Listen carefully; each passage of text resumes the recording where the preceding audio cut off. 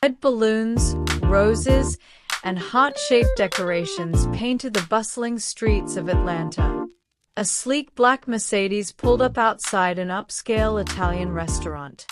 Inside, Kofi adjusted his tie and smiled. He glanced at the velvet box in his pocket, a diamond necklace that he knew would dazzle her.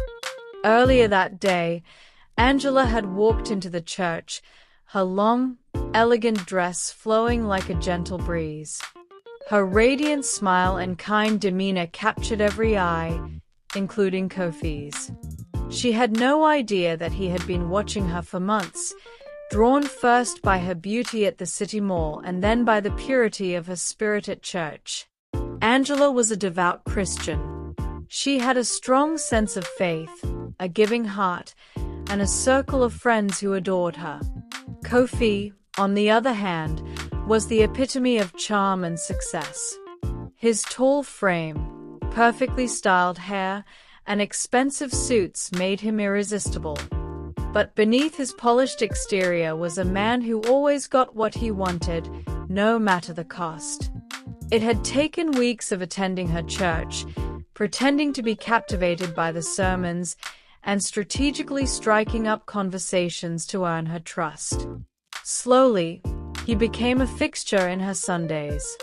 He invited her for lunch after services, using his wit and charm to win her over.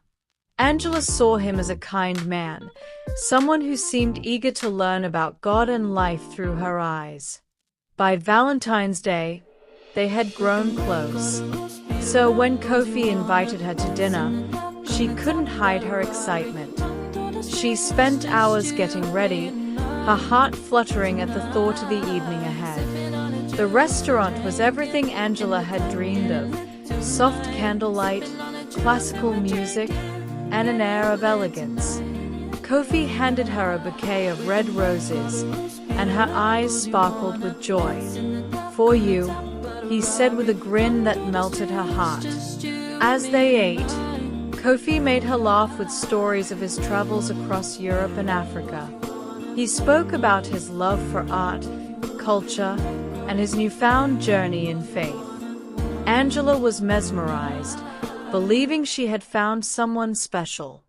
After dinner, he surprised her with the necklace. Her hands flew to her mouth in disbelief. "Kofi, this is too much," she whispered. "Nothing is too much for you," he said, clasping it around her neck. "You deserve the world." As the night went on, Kofi ordered wine, and Angela hesitated but took a glass to celebrate the occasion. What she didn't know was that he had slipped something into her drink.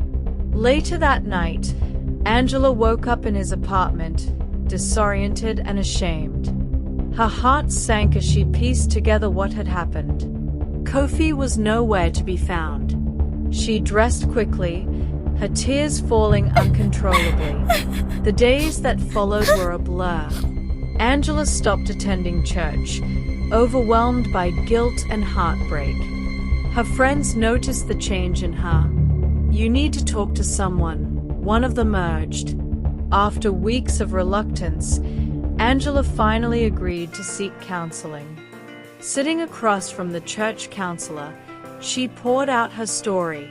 The pain, the betrayal, and the weight of her silence came tumbling out. Through the counselor's guidance, Angela began to find healing. She realized that her worth wasn't tied to her past mistakes or the actions of others. Slowly, she returned to church, rediscovering her faith and rebuilding her life. As for Kofi, he continued his life as if nothing had happened, unaware that Angela's strength would shine brighter than his deceit. Angela's journey was not without scars, but she learned to rise above them. The Valentine gift that once symbolized betrayal became a reminder of her resilience and the love she deserved. Love rooted in truth, faith, and respect.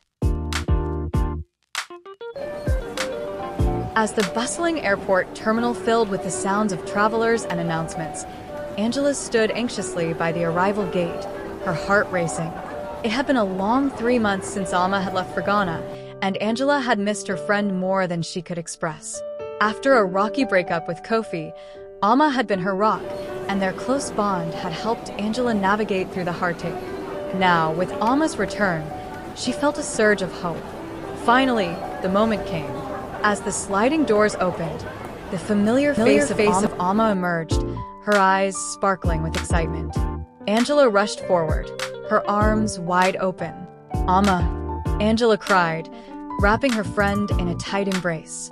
"I missed you so much, Angela." Alma replied, pulling back to look at her. "You look great. How have you been?" "I've been okay," Angela said, trying to put on a brave face.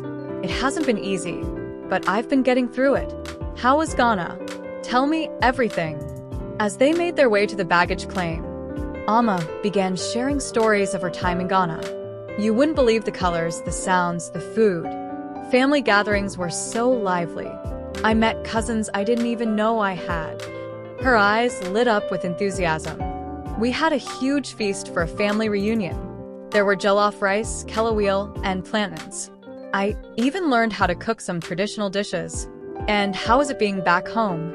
Angela asked as they waited for Alma's suitcase to arrive. "It was bittersweet," Alma replied, her expression turning thoughtful. "I loved being with my family, but I also noticed how much life changes when you're away. It made me appreciate our friendship even more." Angela felt a warm glow at that statement. "We've been through a lot together. I don't know how I would have coped without you." Alma released a small laugh. "I'm just glad I was able to be there for you." "You deserve happiness, Angela." Once Alma's luggage arrived, they made their way outside. The crisp February air embraced them, and Angela noticed how much brighter everything seemed. "Let's grab some coffee. I want to hear more about your adventures." As they settled into a cozy corner of a nearby cafe, their conversation flowed effortlessly, filled with laughter, nostalgia, and a few tears as Angela recounted her heartbreak. Alma listened intently, offering support and understanding. "I can't help but think about Kofi."